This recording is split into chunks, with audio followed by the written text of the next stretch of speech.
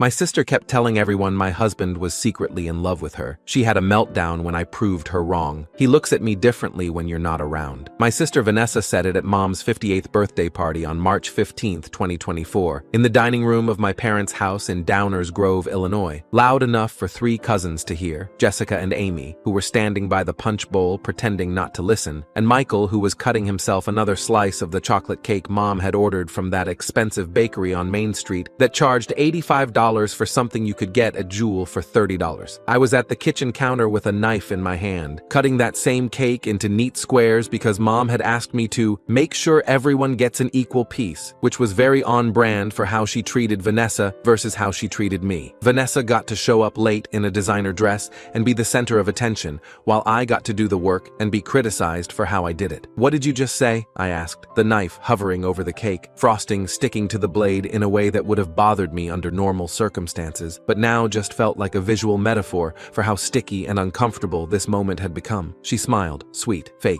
the smile she'd perfected by age 14 when she'd realized that looking innocent while saying cruel things was a superpower that worked on everyone, especially our parents. "Nothing, just an observation." Her voice had that sing-song quality she used when she wanted to sound casual but actually wanted to plant a bomb in the middle of a conversation and then walk away before it exploded. My husband Derek was across the room near the fireplace, talking to my Uncle Ron about the Bulls' playoff chances, gesturing with his hands the way he does when he's explaining something he's passionate about. He was wearing the blue shirt I'd bought him for Christmas, the one that made his eyes look darker. He hadn't even looked at Vanessa since we'd arrived 45 minutes ago. I'd been watching, because I always watched now, because Vanessa had trained me to watch, had spent the last 6 months turning me into a surveillance system in my own marriage, but she'd been doing this for months. Little comments, tiny seeds of doubt planted in conversations at family gatherings, dropped into group texts, whispered to relatives when I was in the bathroom, or getting drinks, or doing literally anything that meant I wasn't standing right there to contradict her. "Derek always laughs harder at my jokes than yours. He texted me last night just to chat about nothing, isn't that sweet? Sometimes I think he married the wrong sister, don't you?" Each comment delivered with that same innocent smile, that same casual tone that made it sound like she was just making conversation instead of systematically trying to destroy my marriage for reasons I still didn't fully understand. I'm Claire Brennan, 32 years old, high school English teacher at Naperville Central making $58,000 a year, which is enough to contribute to our mortgage and groceries, but not enough to afford the kind of clothes Vanessa wears or the kind of life she leads working in marketing for a company I've never quite understood, but that apparently pays well enough for her to live in a downtown Chicago apartment with exposed brick and floor-to-ceiling windows. The boring older sister who got married first at 27 to Derek Brennan, an accountant I'd met at a friend's wedding, who proposed after 2 years of dating that felt comfortable and right, and nothing like the drama Vanessa cultivated in every relationship she'd ever had. We'd been married 5 years, owned a 3-bedroom ranch in Lyle, were trying to have kids, lived a life that was normal and happy and completely unremarkable in every way that mattered, until Vanessa decided it was her turn to be the center of attention in a story that had nothing to do with her. At first, I'd ignored it. Vanessa always needed attention. It was her defining characteristic, the thing everyone knew about her and somehow forgave because she was the pretty sister, the fun one, the one everyone loved, according to family mythology that had been established when she was born 3 years after me and had immediately become the favorite child simply by existing. She'd been homecoming queen in high school while I'd been in drama club. She'd dated the football captain while I'd dated nobody until college. She'd gone to parties while I'd gone to the library. Our parents had photos of her on every wall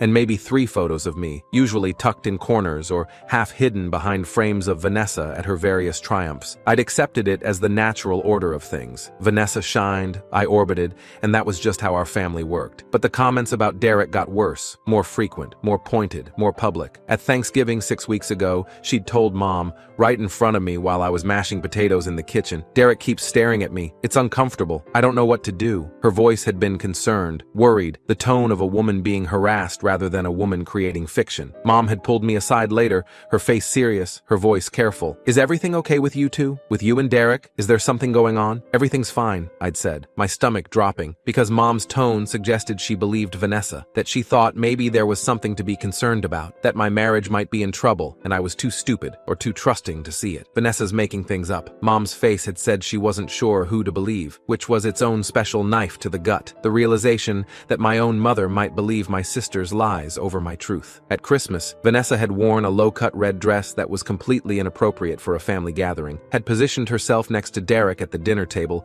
even though Mom had made a seating chart that put her across the room, had laughed too loud at everything he said, had touched his arm repeatedly while telling stories about how close we've gotten lately. Derek had looked confused, uncomfortable, had tried to shift away from her without being obvious about it, but she'd pursued him around the room like a heat-seeking missile. Later, I'd overheard her telling my Aunt Carol, "The chemistry between us is undeniable. I think he feels it too, but he's too loyal to admit it." Aunt Carol had looked scandalized and thrilled in equal measure. Scandal was the currency of family gossip, and Vanessa had just deposited a fortune. My aunt told my other aunt Linda, who told my cousin Rebecca, who told my mom. Suddenly, everyone was watching us at family gatherings, watching Derek for signs of inappropriate interest, watching Vanessa for signs of reciprocation, watching me for signs that I knew my marriage was falling apart. The whispers followed us through Christmas dinner, through gift opening, through dessert. I felt like we were specimens under glass, our relationship being studied and judged and found wanting by people who'd known me my entire life, but were suddenly willing to believe I was the oblivious wife in a love triangle I hadn't known existed. At New Year's Eve, I'd had enough. We were at my parents' house again. We were always at my parents' house because that's where family gathered and where Vanessa could have an audience. And Vanessa had cornered me in the kitchen while I was refilling the chip bowl,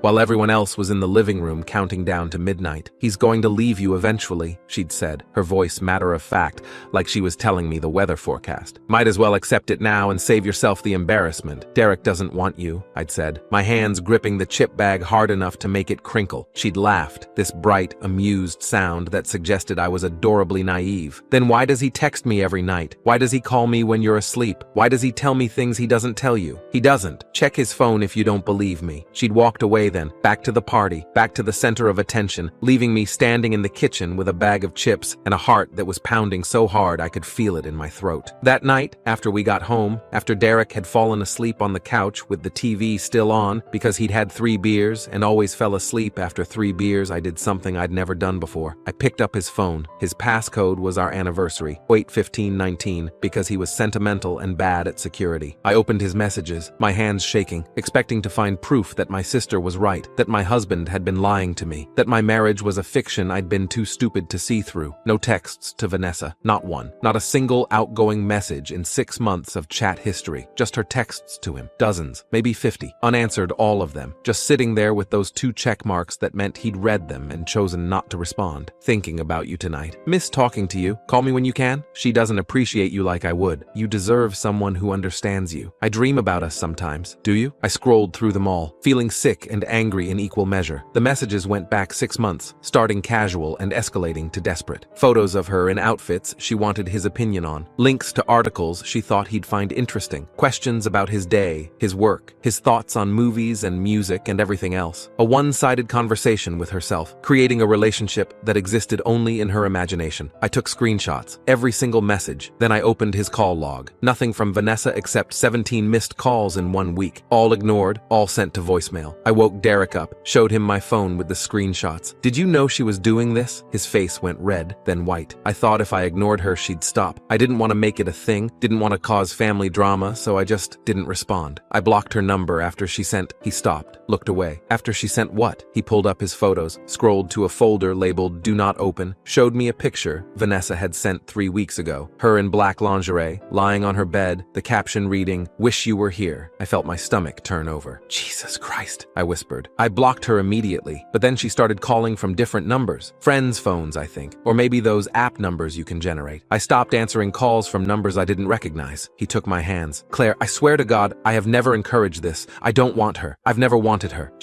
This is insane. This is stalking." "I know," I said, and I did know. But knowing didn't stop the anger. Didn't stop the humiliation of having spent 6 months watching my family believe my sister's lies, while my husband had been quietly dealing with harassment he was too uncomfortable to talk about. "She's telling everyone you're in love with her. Mom believes it. So does Aunt Carol. So does half the family." Derek's jaw tightened in that way it does when he's angry but trying to stay calm. "What do you want to do?" I thought for a minute, looking at the screenshots on my phone, at the evidence of my sister's obsession, at 6 months of lies that I could finally prove were lies. Then I smiled. Not a happy smile, a cold one, a calculated one, the smile of someone who'd just realized they had a nuclear option and was deciding whether to use it. "I want to prove her wrong, publicly." 2 weeks later, on January 14th, 2024, Mom threw a family dinner. She did this periodically when she felt the family wasn't connecting enough, which really meant meant she wanted everyone gathered in one place so she could update everyone on family gossip and receive appropriate praise for her hosting skills. Everyone came: Mom and Dad, Aunt Carol and Uncle Ron, Aunt Linda and her husband Tom, cousins Jessica and Amy and Michael, Derek's parents who'd been invited because Mom liked them and wanted them to feel included,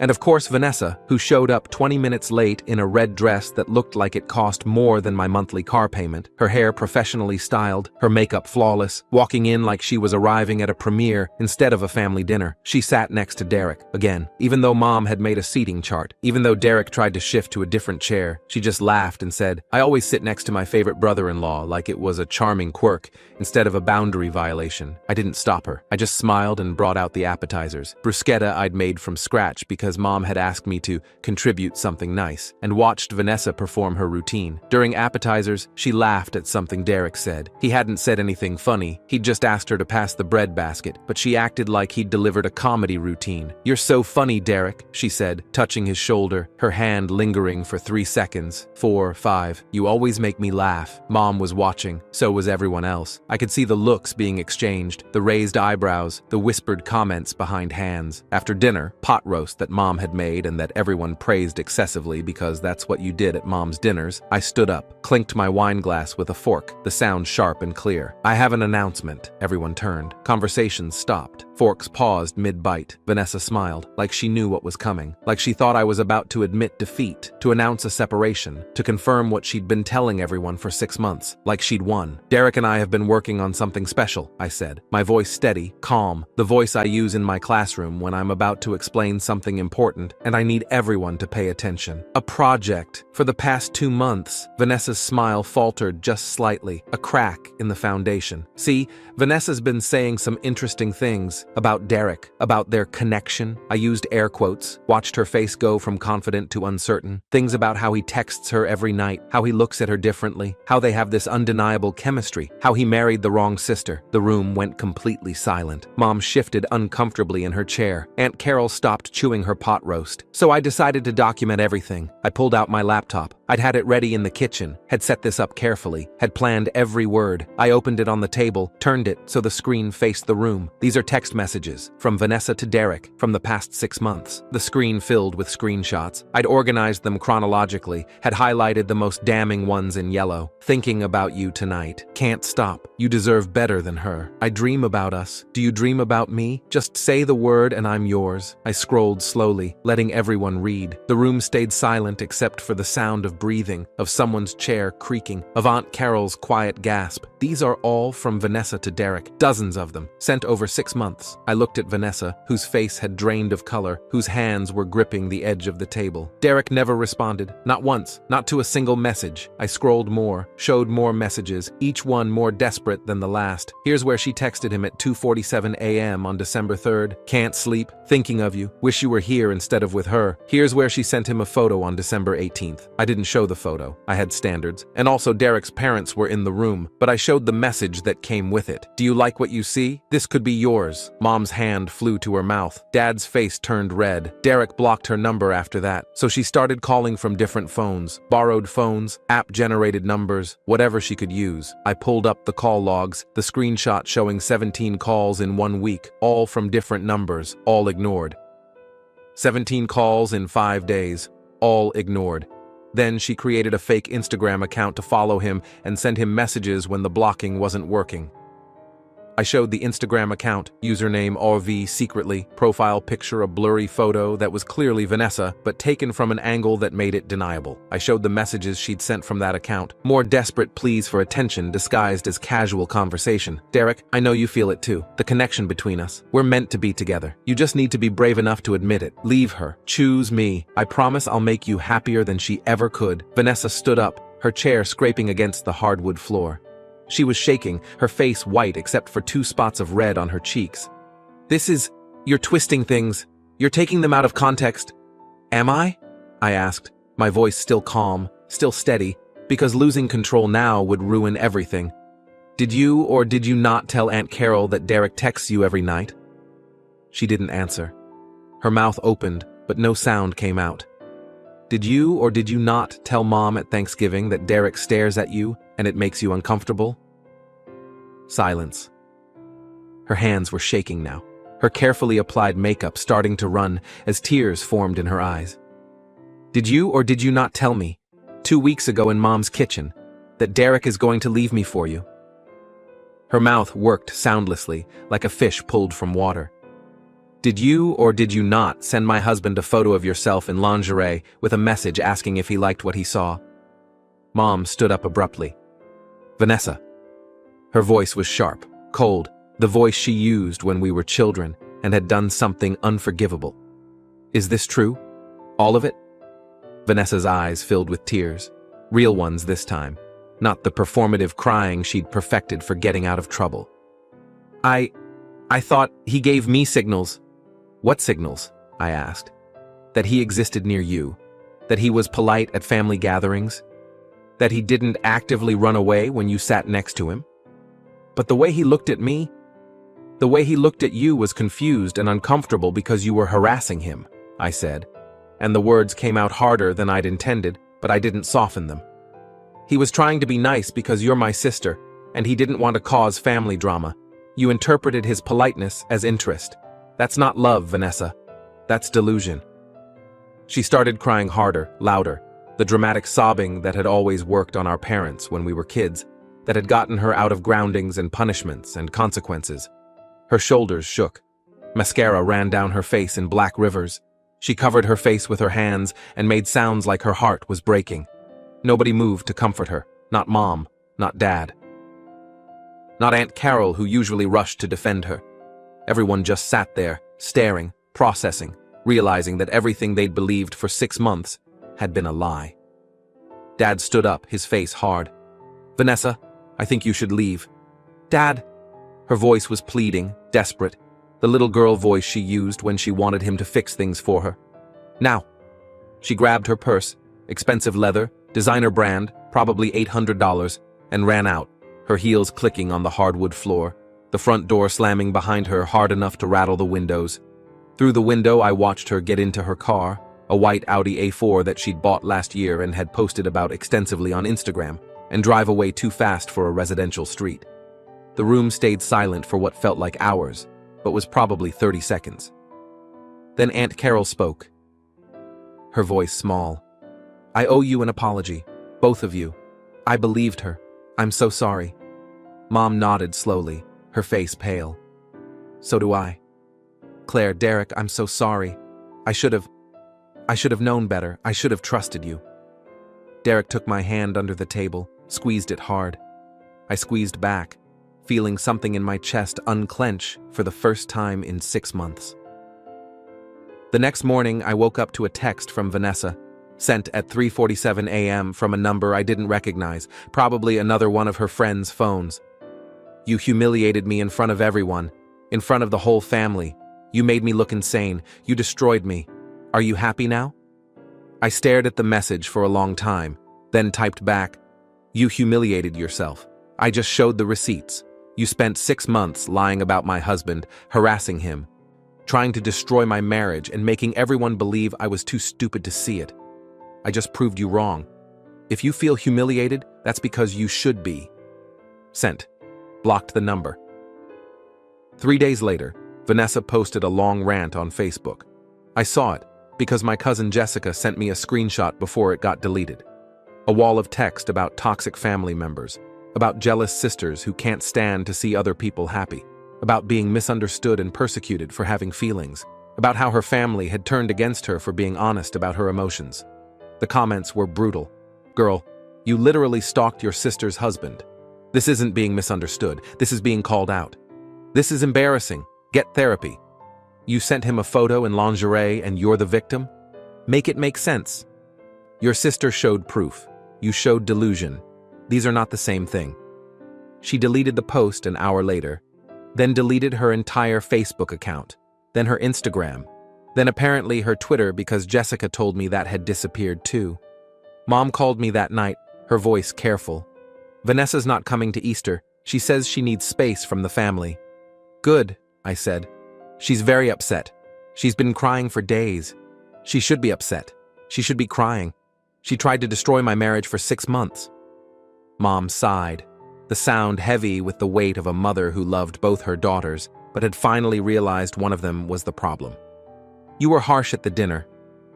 "Was I? Or was I just honest?" I asked. I showed evidence, text messages, call logs, photos. Everything she did. I documented and shared. If that's harsh, what do you call what she did to me?